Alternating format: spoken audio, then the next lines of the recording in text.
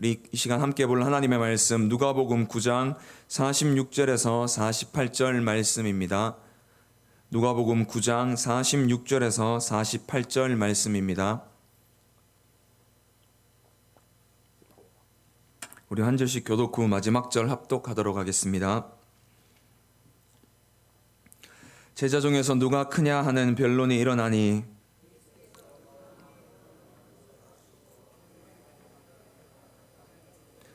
함께 읽겠습니다. 그들에게 이르시되 누구든지 내 이름으로 이런 어린아이를 영접하면 곧 나를 영접함이요 또 누구든지 나를 영접하면 곧 나를 보내신 이를 영접함이라. 너희 모든 사람 중에 가장 작은 그가 큰 자니라. 아멘.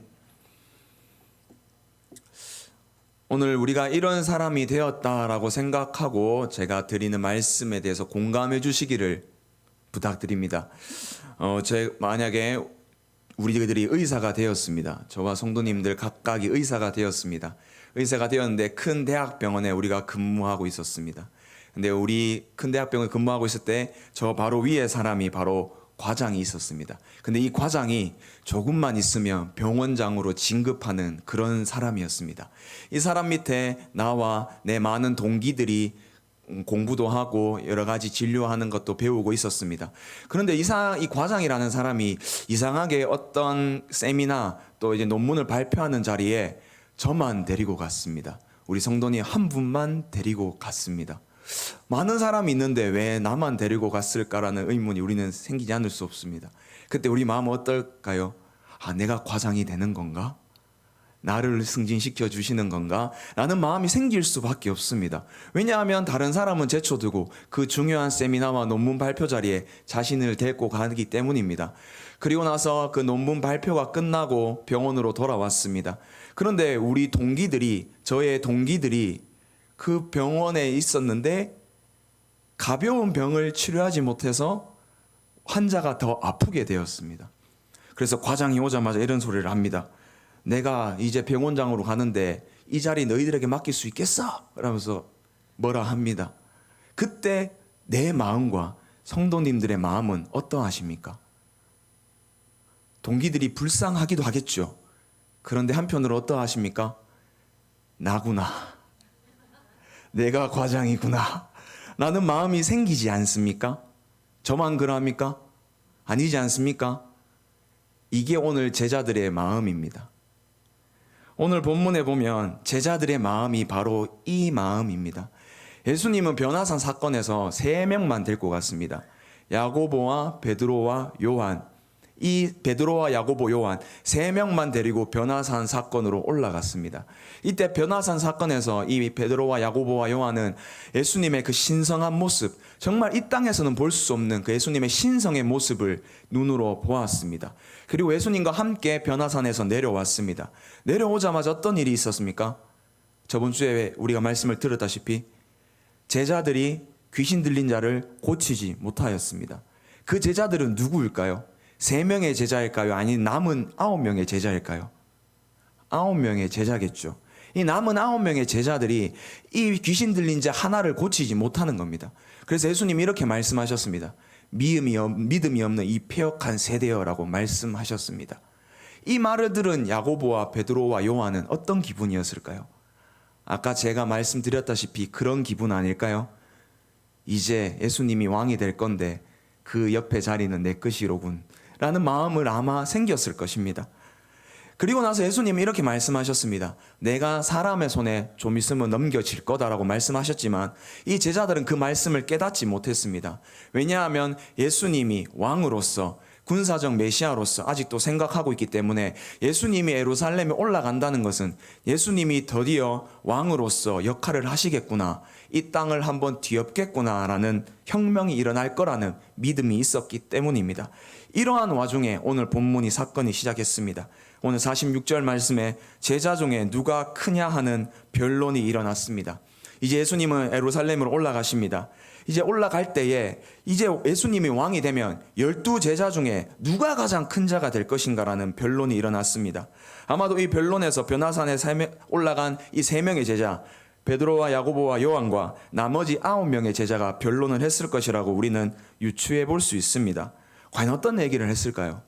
이 베드로와 야고보, 요한은 좀 이렇게 독한 사람들입니다. 베드로 우리가 다 알다시피 예수님 오면 뛰어댕기고 바로 뛰어들고 불 같은 사람이지 않습니까? 근데 야고보와 요한도 만만치 않습니다. 야고보와 요한도 누가복음 9장 54절에 보면 저 나쁜 사람들을 보고 불을 발하여 죽여버리소서라는 말을 했습니다. 그래서 우레의 아들이라는 별명이 생겼습니다. 이처럼 불같은 사람들이 베드로와 야고보, 요한입니다. 아마 이 세 명의 제자들이 이 9명의 제자들 보고 이렇게 얘기했을 것입니다. 예수님 변화산에 있는 거 한 봤나? 예수님 변하는 거 봤어? 야, 장난 아니다. 너가 못 봤지? 그리고 나서 이 9명의 제자들이 귀신 들린 자 못 고쳤지 않습니까? 이거 믿음 없는 것들아. 그러니까 그것도 못 고치지. 근데 너희들이 예수님 왕 되면 옆에 갈 수 있겠나? 라는 얘기를 아마 했을 것입니다. 나머지 9명 제자는 어떻게 또 변론했을까요? 아마 저는 이렇게 생각합니다. 아이고 무식한 놈들아. 믿음은 원래 안 보이는 거다. 네가 예수님 못 믿으니까 예수님이 변화산에서 안 보여줬나? 라고 얘기했을 것 같습니다. 이렇게 예수님은 옆에 계시는데 저쪽 멀리서 제자들끼리 변론을 하고 있습니다. 이 변론을 하고 있다는 단어는 디알로기모스라는 단어입니다. 디알로기모스라는 단어는 토론하다, 의논하다라는 뜻입니다. 지금 예수님의 제자들은 누가 큰지, 누가 예수님이 왕이 되면 누가 커서 예수님 옆에 앉을지 토론하고 있습니다. 이 열띤 토론을 예수님께서는 옆에서 보셨습니다. 그리고 예수님은 어린아이 한 명을 데리고 가셔서 시청각 교육을 하셨습니다. 47절 말씀에 예수께서 그 마음에 변론하시는 것을 아시고 어린아이 하나를 데려다가 자기 곁에 세우시고 라고 합니다. 예수님은 제자들이 큰 자가 되고 싶어하는 그 마음의 변론을 아셨습니다. 근데 여기서 변론하다는 단어는 똑같이 디알로기모스라는 단어입니다. 그런데 예수님이 쓰시는 이 디알로기모스라는 단어는 좀 다른 뜻입니다. 제자들은 토론하다, 의논하다라는 뜻으로 썼지만 예수님이 이 단어를 쓰실 때에는 악한 생각으로 쓰셨습니다. 누가 큰 자가 될지 이 생각은 예수님은 악한 생각으로 말씀하셨습니다. 큰 자가 되고자 함은 악한 생각임을 우리는 예수님 말씀 속에서 우리는 알 수 있습니다. 이 악한 생각을 하는 것을 보시고 예수님은 한 어린아이를 데리고 자기 곁에 세우시고 이렇게 말씀하셨습니다. 우리 48절 말씀 함께 읽겠습니다. 그들에게 이르시되 누구든지 내 이름으로 이런 어린아이를 영접하면 곧 나를 영접함이요 또 누구든지 나를 영접하면 곧 나를 보내신 이를 영접함이라. 너희 모든 사람 중에 가장 작은 그가 큰 자니라. 아멘. 예수님의 말씀하시는 큰 자는 어린아이와 같이 작은 자가 큰 자라고 말씀하셨습니다. 그렇다면 어린아이와 같다라는 말은 무슨 의미일까요? 어린아이와 같다, 순수하다, 말씀을 재단하지 않는다, 하나님을 전적으로 의지한다 라는 뜻일까요? 이런 해석도 틀린 해석은 아닙니다. 맞습니다. 우리는 어린아이처럼 하나님 아버지 앞에 순수해야 합니다.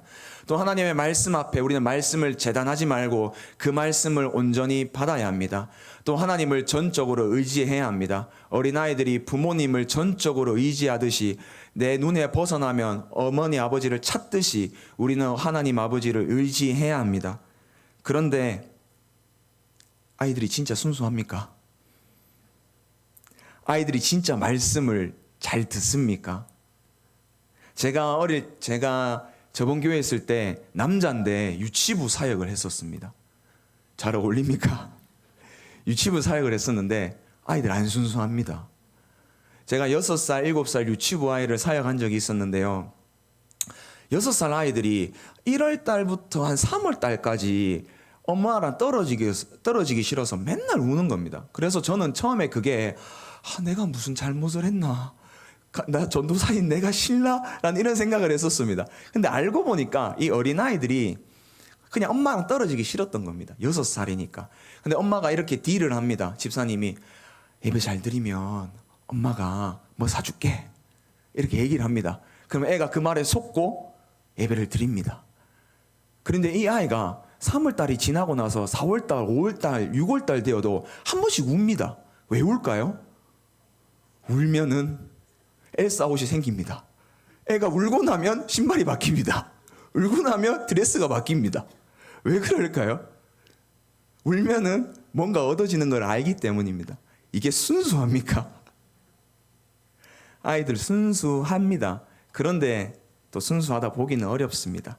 오늘 말씀을 자세히 살펴보면 예수님이 어린아이와 자신을 동격으로 보고 있습니다.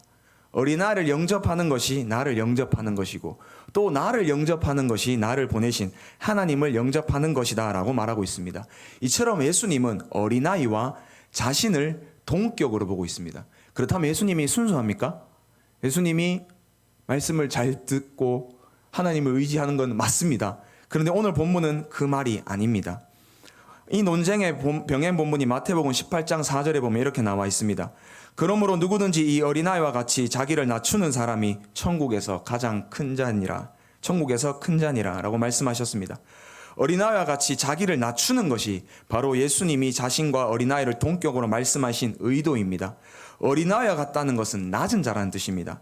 자신을 낮추는 자가 바로 어린아이와 같고 예수님과 같은 것입니다. 이 당시에 어린아이는 굉장히 낮은 존재입니다. 미천하고 어떻게 보면 필요 없는 존재가 어린아이라는 존재입니다. 어린아이라는 이 단어는 헬라어로 파이디온이라는 단어입니다. 우리 선생님들 많이 들어보셨죠? 파이디온. 근데 이 말이 좋은 말이 아닐 수도 있습니다. 왜냐하면 헬라어에는 남성, 여성, 중성이 있습니다. 그래서 헬라어는 어떤 단어를 말하면 이 말은 남성적인 단어인지 여성적인 단어인지 우리는 분명히 알 수 있습니다. 우리나라에도 비슷하지만 이 헬라어는 그것이 더 뚜렷합니다. 그런데 이 파이디온이라는 단어는 중성 명사입니다. 남자도 아니고 여자도 아니라는 것입니다. 무슨 뜻일까요? 인격이 없는 겁니다. 어린아이는 낮고 천한 존재입니다. 사람 취급을 안 했습니다. 언제 죽을지 모르고 언제 살아갈지 모르고 이 아이들은 아무 필요 없는 미천한 존재로 생각했습니다. 이게 바로 어린아이의 뜻이었습니다. 파이디온의 뜻입니다. 근데 이 말은 우리나라도 이와 비슷했지 않습니까?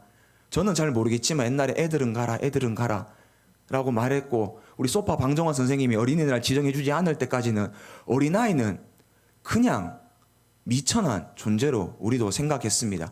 인격이 없는 존재로 우리 어릴 때도 그렇게 받았던 것 같습니다. 이처럼 어린아이와 같다는 것은 미천하고 낮고 천한 존재라는 뜻입니다. 예수님이 이 미천하고 낮고 천한 존재를 자신과 동격으로 두고 있습니다.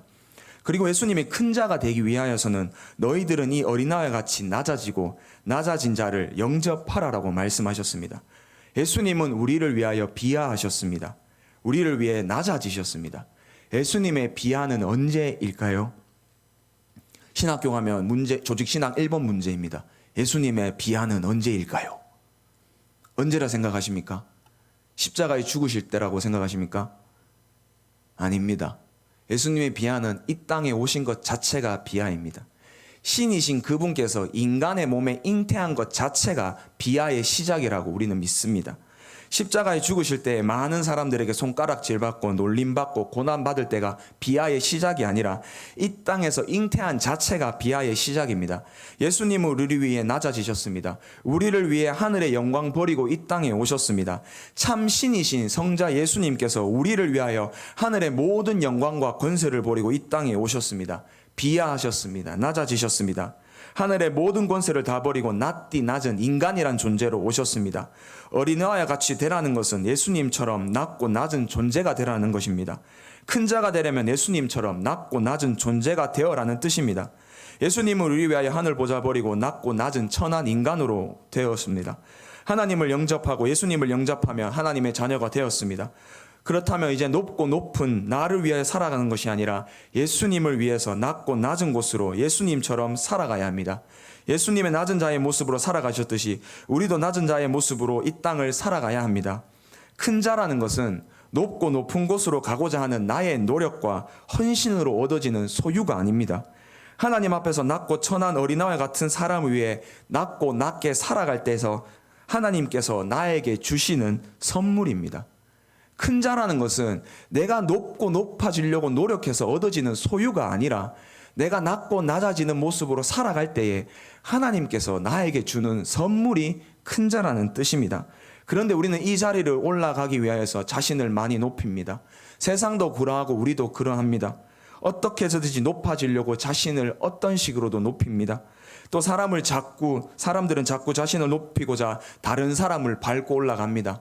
행동으로든 말로든 다른 사람을 밟고 올라갑니다. 저는 정치라는 것이 당회에 뭐 어떤 곳에 말하지 않으면 정치 안 하는 건 줄로 생각했습니다. 그런데 조금 시간이 지나가다 보니 정치라는 것은 내 힘듦을 단 한 명의 사람에게도 말하면 정치의 시작이었습니다. 우리는 다른 사람을 밟고 올라가려고 많은 사람들에게 나의 힘든, 나의 아픔들을 말로, 행동으로 다른 사람들에게 이루고 우리는 그 사람들을 짓밟고 올라갑니다. 하나님께서는 반드시 이런 자를 낮추실 겁니다. 반드시 낮추십니다. 이 땅에서 낮아지지 않았다면 저 하늘 천국에서 반드시 낮추실 것입니다. 예수님을 믿는다면 높은 권력을 바라보는 것이 아니라 낮고 낮디 천한 존재를 바라보아야 합니다. 그리고 내가 낮고 낮은 존재로 내려갈 때에 하나님이 높여주시는 결과를 큰 자라는 선물을 받으시는 저와 성도님들 되기를 축복합니다. 그렇다면 우리가 낮아질 수 있는, 겸손해질 수 있는 방법은 무엇이 있을까요? 첫 번째는 인간의 죄성의 심각함을 우리는 잊어서는 안 됩니다. 인간은 어떻게 해서든지 높아지려고 하지 결코 낮아지려고 하진 않습니다. 소가 풀을 먹습니다. 호랑이는 고기를 먹습니다. 호랑이가 풀을 먹고 소가 고기를 먹는 일은 없습니다. 왜일까요? 타고났기 때문입니다. 인간은 어떻습니까? 죄짓기 위해 타고났습니다. 인간은 죄짓기 위한 동물입니다. 우리 아이들 너무 신기하지 않습니까? 거짓말하고는 안 보냅니다. 거짓말 너무 잘합니다. 누가 아이들에게 도둑질 학원을 보냅니까? 근데 도둑질 기가 막히게 잘합니다. 누가 가르쳐 줍니까? 일로 와봐라. 도둑질은 있잖아. 사람 눈이 안 보이는 곳에 CCTV를 가리고 이렇게 훔치는 거다. 아무도 안 가르쳐 줍니다. 거짓말할 때 사람의 눈을 보면 들킬 수 있단다. 눈을 조금씩 지그시 감고 다리를 떨지 말고 분명한 어조로 증거가 나올 때까지 나는 심증만 있을 때는 끝까지 우겨라 라고 누가 가르쳐 줍니까? 안 가르쳐 줍니다. 근데 아이들이 거짓말을 기가 막히게 합니다. 왜 그럴까요? 죄성을 가지고 타고났기 때문에 그런 것입니다. 인간은 이처럼 죄인입니다. 낮고자 노력하지 않으면 어떻게 해서든지 다른 사람을 밟고 올라가는 것이 인간의 죄성입니다. 하나님께서 모세에게 율법을 주셨습니다. 그 율법 중에 하나가 눈에는 눈, 이에는 이입니다. 그런데 이 율법을 우리가 처음 받았을 때에 저는 이런 생각을 했습니다. 하나님이 좀 너무하신 거 아닌가? 사랑의 하나님인데 눈에는 눈, 이에는 이로 갚으라는 것은 좀 그렇지 않은가라는 생각을 했습니다. 근데 이거는 제가 하나님의 주신 말씀을 믿지 못했고 죄성을 몰라서입니다. 우리 솔직히 내가 한 대 맞으면 한 대 때립니까? 누가 내 욕한 걸 들으면 그대로 욕합니까? 한 대 맞으면 두 대 때려야 되고 누가 내 욕을 하면 한 3배 붙여서 욕을 해줘야 되는 게 우리의 본성 아닙니까? 그래서 하나님이 눈에는 눈, 이에는 이, 제발 50 맞으면 50 줘라, 100 주지 말고 라는 말씀을 하나님께서는 하신 겁니다. 이게 바로 인간입니다. 그런데 예수님은 이걸 넘어서서 눈에는 눈, 이에는 이로 갚지 말고 용서해 주라고 했습니다. 용서하기 위하여서 우리가 낮아져야지만이 용서할 수 있지 똑같이 높아졌다면 용서할 수는 없습니다. 우리는 낮아져야 합니다. 낮아지기 위해서 우리 죄의 심각성을 알아야 합니다. 우리가 높아지려고만 하면 우리의 죄성은 날마다 우리를 높아지려고만 합니다. 따라서 우리는 날마다 내가 낮아져야 합니다. 낮아지고자 날마다 노력해야 합니다. 그런데 이 인간의 본성을 내 힘으로 다스리기는 어렵습니다. 그래서 빌립보서 2장 5절에 사도 바울은 이렇게 말합니다. 이 마음을 품으라. 이 마음은 그리스도 예수의 마음입니다. 우리가 예수 그리스도의 마음을 품어야 합니다. 이 마음을 품지 않으면 우리는 결코 낮아질 수 없습니다. 그래서 빌립보서 2장 6절, 7절, 8절에 이렇게 말씀하십니다. 우리 6절, 7절, 8절 함께 읽도록 하겠습니다. 그는 근본 하나님의 본체시나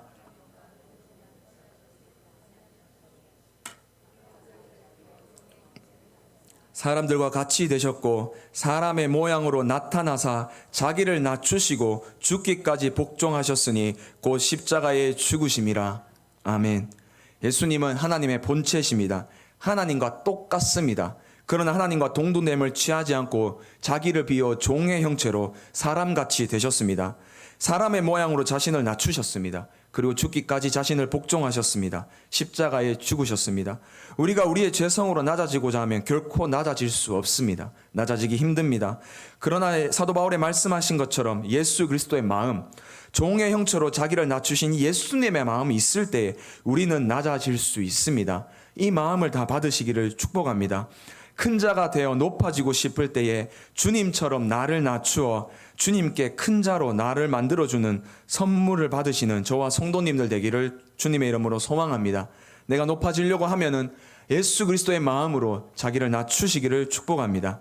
두 번째는 체휼을 하시는 주님을 통해서 나도 남을 체휼할 수 있습니다. 예전에 이런 영상을 본 기억이 있습니다. 어린애들이 마트에 가면 때를 많이 씁니다. 저거 사달라, 이거 사달라. 그리고 어떤 애는 제 동생이 옛날에 그랬는데 마트에 눕습니다. 죄송합니다. 보셨지 않습니까? 마트에 둘러워서 정말 창피할 정도로 마트에 누워서 떼씁니다. 그리고 이상하게 발을 이렇게 하더라고요. 항상 걔들은 똑같더라고요.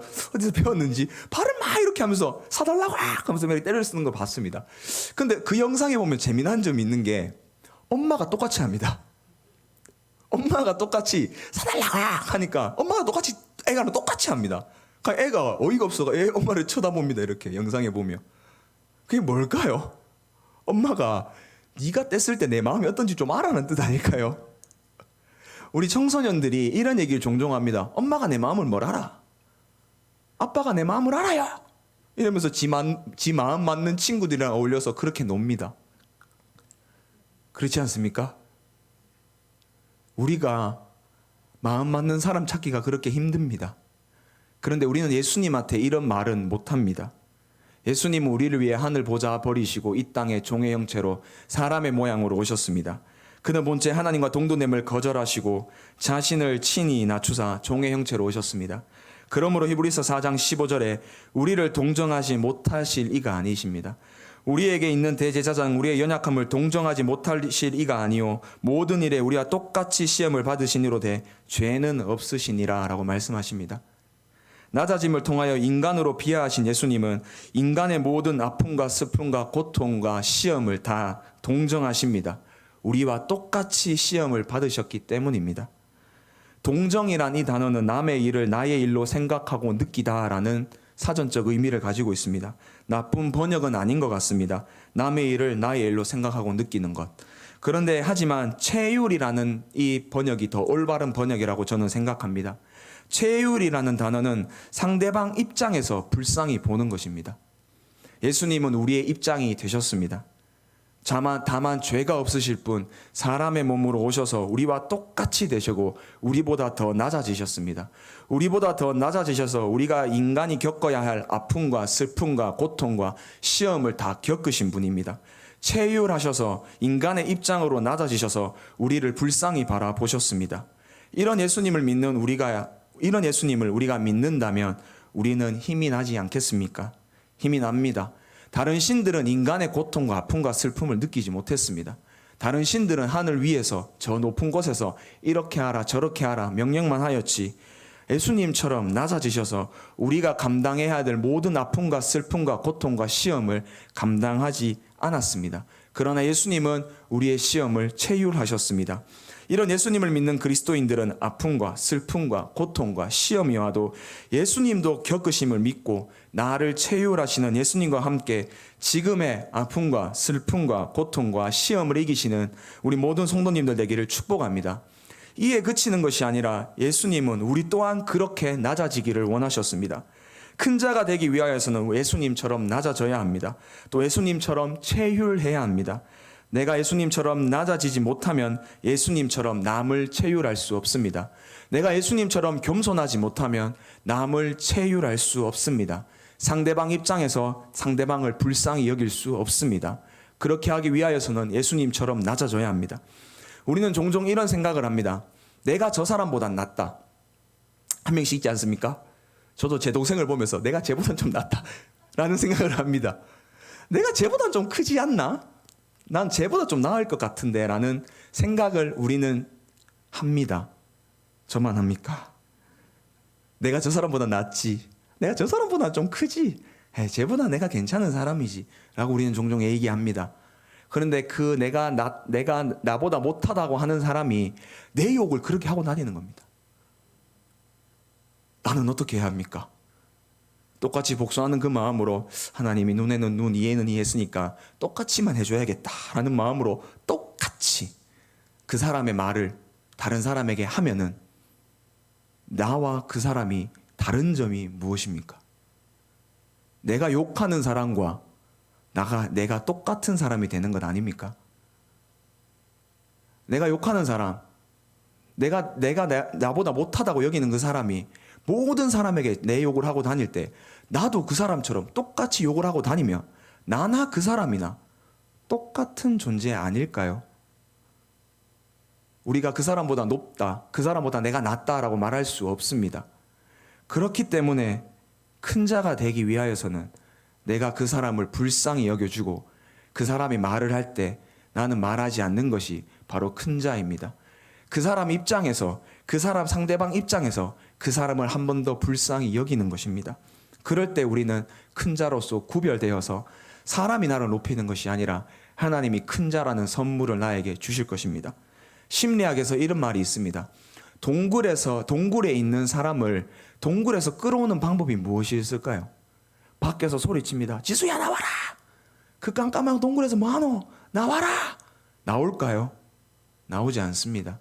심리학에서 이 동굴에 있는 사람을 나오게 하는 방법은 하나라고 합니다. 바로 같이 동굴에 있는 것이라고 합니다. 그 사람 옆에, 그 사람이 동굴에 있을 때, 함께 동굴에 거주할 때 그 사람을 밖으로 끄집어낼 수 있다고 합니다.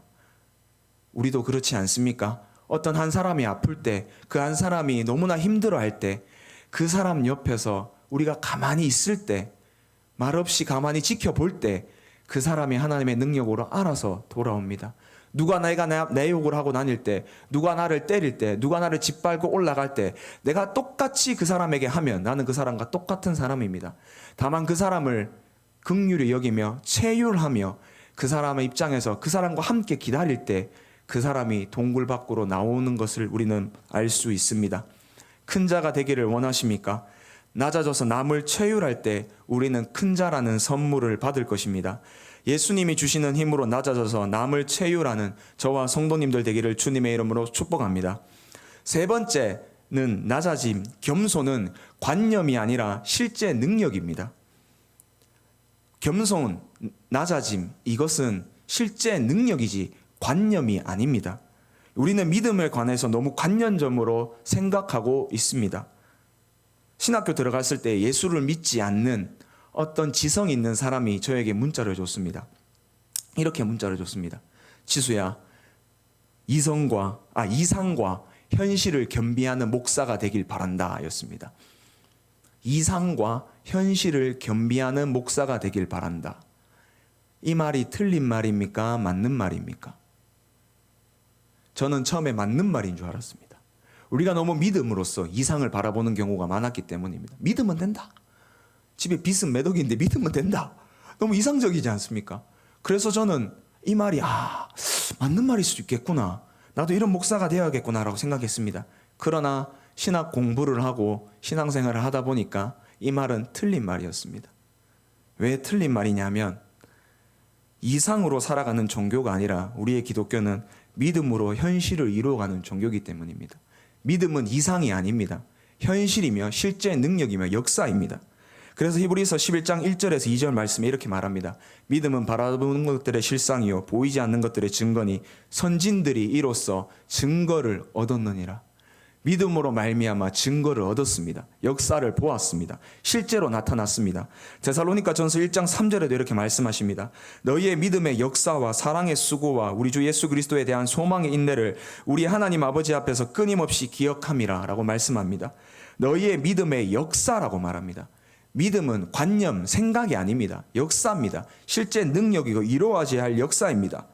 그렇기 때문에 이상과 현실을 겸비하란 말은 맞지 않습니다. 틀린 말입니다. 낮아짐, 겸손 또한 같습니다.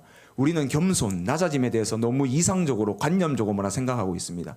진짜 내가 관념적으로 생각하고 있지 내가 실제 이루어가지 역사라고는 우리는 생각하지 않습니다. 실제 능력으로서 우리는 믿음처럼 겸손을 나타내야 합니다.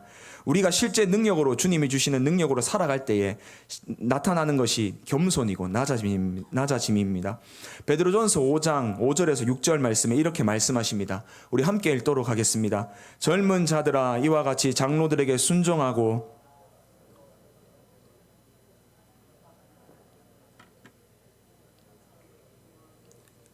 그러므로 하나님의 능하신 손 아래서 겸손하라. 때가 되면 너희를 높이시리라. 아멘. 베드로는 젊은 자들에게, 장로들, 어르신들에게 순종하라고 했습니다. 그리고 서로 겸손하고 허리를 동이라고 말씀하셨습니다. 겸손, 낮아짐은 서로 하는 것이지 한 사람이 일방적으로 하는 것은 아니라고 말씀합니다. 어르신들이나 젊은이들이나 서로 겸손해야 합니다. 근데 이때 베드로의 표현이 너무 재밌습니다. 허리를 동이고 겸손하라고 합니다. 겸손으로 허리를 동이라라고 말씀하고 있습니다. 과연 이 말이 무슨 뜻일까요? 베드로전서는 우리가 다 알다시피 저자는 베드로입니다. 5장 5절을 쓸 때에 베드로는 예수님이 자신의 발을 씻어준 것으로 생각하고 기록했을 것입니다. 예수님은 제자들의 발을 손수 씻어주셨습니다. 그 씻어주심을 생각하고 겸손으로 허리를 동이고라는 표현을 썼을 것입니다. 겸손의 왕이신 예수님께서 제자들의 발을 씻어주시는 겸손의 모습을 제자들에게 보여주셨습니다. 그 당시 종들이 하던 일을 예수님은 제자들을 씻어주셨습니다. 요한복음 13장 4절에 보면 이렇게 말씀하십니다. 저녁 잡수시던 자리에서 일어나 겉옷을 벗고 수건을 가져다가 허리에 두르시고 라고 말씀하십니다. 수건을 가져가다 허리에 두르시고 라고 말씀하셨습니다. 베드로가 겸손으로 허리를 동이라는 것은 예수님이 제자들의 발을 씻어줬던 그 겸손을 아마 생각하면서 썼을 것이라고 우리는 생각할 수 있습니다. 이것이 겸손입니다. 겸손은 낮아짐입니다. 관념이나 생각이 아니며 실제 능력입니다. 역사입니다. 우리가 살아내야 될 하나님의 말씀이 낮아짐, 겸손입니다. 예수님도 그러하셨습니다. 겸손의 왕이 되신 예수님은 자신의 몸을 낮추어 종의 모습으로 오시는 역사를 우리가 보았고 우리는 믿습니다. 비아를 통해서 낮아짐으로써 실제 역사가 이루어졌고 그 비아의 낮아짐을 통하여서 모든 인류를 구원하는 예수님의 능력을 보이셨습니다. 그리고 제자들의 발을 손수 씻어주시는, 실제로 하여 주시는 그런 능력이 있었습니다. 베드로도 똑같이 말합니다. 서로 겸손하라. 허리에 동이고 서로 겸손하라고 말합니다. 이 시대도 기성세대와 젊은이들 사이에 알지 못하는 벽이 있었나 모양입니다. 지금도 기성세대와 젊은이들과 이 어르신들 사이에 알지 못하는 벽이 존재합니다. 교회에서나 사회에서나 이 큰 벽이 존재합니다. 베드로가 있었던 시대도 비슷한 것과 같습니다. 이 젊은이들이 기성세대의 말을 듣지 않았던 것 같습니다. 기성세대는 젊은이들을 이해하지 못했던 것 같습니다. 그럴 때에 베드로는 이렇게 말합니다. 서로 겸손하게 나아가라라고 말씀합니다. 이렇게 겸손하고 나아질 때에 하나님께서 역사하십니다. 만약 내가 겸손함으로 낮아졌을 때에 나이가 많던 나이가 적던 하나님께서 높여주십니다. 5장 6절에 보면 때가 되면 너희를 높이시리라 라고 말씀하십니다. 겸손함으로 어르신들을 섬겨라. 너희들이 높임을 받을 것이다 라고 말하지 않았습니다. 겸손함으로 젊은이들을 섬겨라. 그러면 어르신들 높임을 받을 것이라고 말하지 않으셨습니다. 너희를 높이신다고 말씀하셨습니다. 나이가 많든 적든 겸손히 행할 때에 높임을 받는 것입니다. 나이가 많다고 해서 높임 받는 것도 아니고 나이가 작다고 해서 큰 자가 되는 것이 아니라 나이가 많든 적든 스스로 겸손할 때에 우리는 하나님 아버지 앞에 큰 자라는 높임을 받을 것입니다. 겸손은 관념이나 생각이 아닙니다. 내가 살아내야 할 실제 능력이며 역사입니다. 우리의 낮아짐의 겸손은 우리 주님을 주시는 능력으로 살아갈 때 하나님께서 높여주시는 영광을 맛보는 저와 성도님들 되기를 주님의 이름으로 소망합니다. 말씀을 맺겠습니다. 우리가 눈으로 바라볼 때에 어떤 큰 권력이 있는 사람들이 높은 사람들과 함께 큰 일을 하고 있습니다. 또 똑같은 권력이 있는 사람이 낮은 사람들에게 봉사하고 있습니다. 불쌍한 사람, 가난한 자들과 함께 했습니다. 우리의 눈으로 보기엔 누가 큰 자입니까? 후자가 큰 자이지 않습니까? 만약에 전자가 큰 자라고 해도 어떤 사람이 존경을 받겠습니까? 후자일 것입니다. 우리나라의 의료보험이 너무 좋다고 합니다. 그렇지 않습니까? 미국도 따라하고 싶은 이 의료보험, 누가 만든 것일까요? 정부가 만든 것이겠죠. 근데 이 의료보험의 모델이 된 것이 있습니다. 바로 장기려 박사님이 만든 청십자 의료보험이라는 것입니다. 이 장기려 박사님이 부산에 있는 가난하고 불쌍한 사람들이 돈이 없어서 진료를 받지 못하자 10여 개의 되는 목사님들과 함께 모여서 청십자 의료보험이라는 걸 만들었습니다. 이 의료보험이 우리나라 의료보험의 모델이 되어서 지금 우리나라 의료보험이 되었습니다. 이 장기려 박사님은 이렇게 말합니다. 돈이 없는 환자에게 저녁에 뒤로 몰래 나가세요. 돈 내지 마, 돈 없으니까. 이런 말을 했다고 합니다. 그리고 처방전에 이렇게 얘기했다고 합니다. 닭 2마리 사주세요 라고 처방전을 썼다고 합니다.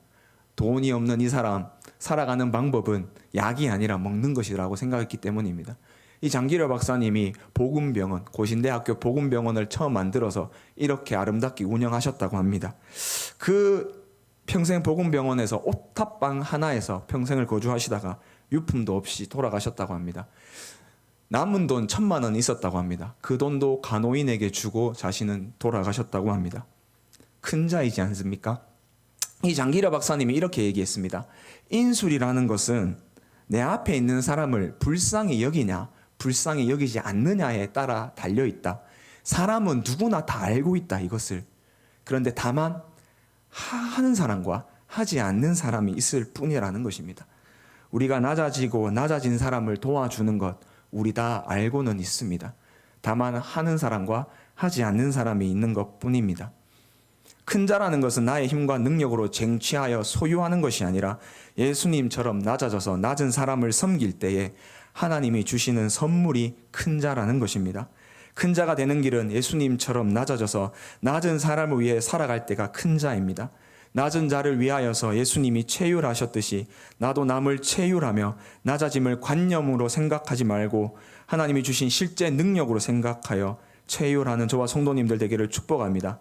예수님이 낮아져서 이 땅에 오신 역사처럼 예수님께서 제자들의 발을 씻겨주신 역사, 실제 능력처럼 우리도 이 땅에서 낮아짐, 겸손으로 실제 능력을 나타내며 살아가는 대구성 동성교회 성도님들과 제가 되기를 주님의 이름으로 소망합니다. 기도드리겠습니다. 살아 역사하시는 하나님 아버지 감사합니다.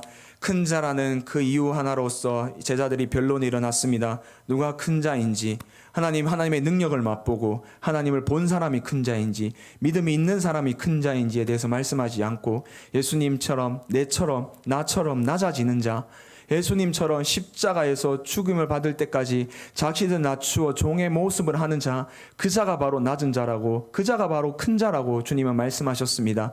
우리가 큰 자로서 살아갈 때에 하나님 우리가 스스로 높이는 것이 아니라 우리가 스스로 낮아져 불쌍한 사람을 마음을 바라보며 낮고 낮은 사람들을 바라보며 예수님이 우리를 체휼하셨듯이 우리도 남을 체휼하며 이 낮아짐과 겸손이 실제 능력으로 나타나는 삶을 살아갈 수 있도록 주님께서 도와주시고 인도하여 주시옵소서. 감사하며 살아계신 예수님 이름으로 기도드립니다. 네.